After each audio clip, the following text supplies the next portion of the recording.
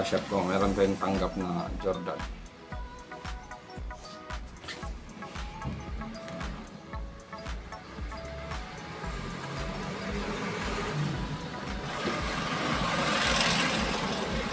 Ang kanyang problema guys, ito. Ano, nasira yung kanyang pinaka-plastic. Ito. Napansin niyo po, yan. Ano, basag, no? Diba? Yan.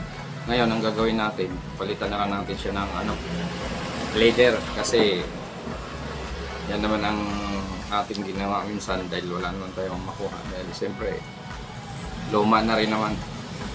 Ayaw na rin niya ng ano. Yan ang mahirap sa mga ganito, nababasag. Ngayon, siyempre, gagawa tayo nito. Nabalap.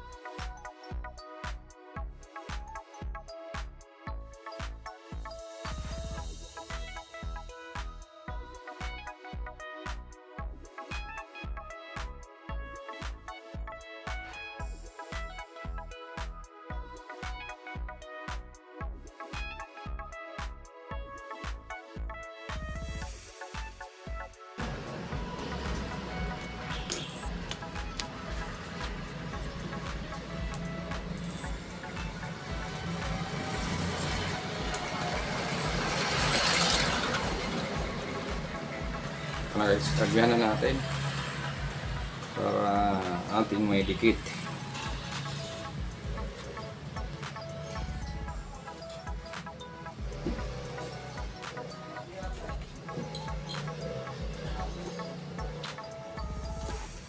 Siyempre pag niragdan niya yung kabila ng rag ito.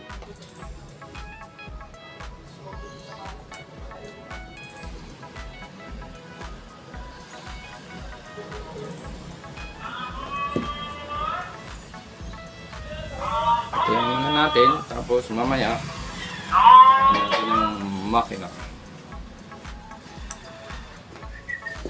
Siyempre, pwede na to. Pwede na, tatahin naman eh.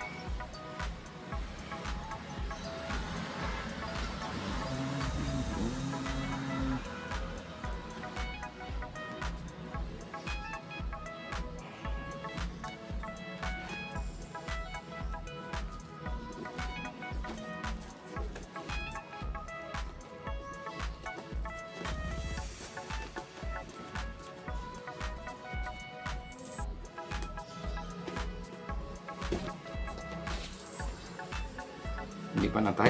Tatahin natin mamaya.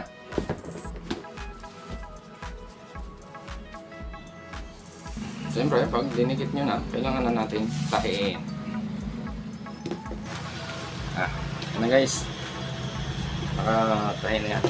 Tinahin na natin. Ayan. May ganito kayong sapatos na sira yung mga design yung plastic paggawa nyo. Kasi sayang naman itong itapon pa agad. Yung ganyang pakakapal. Original naman, di ba? Ayan.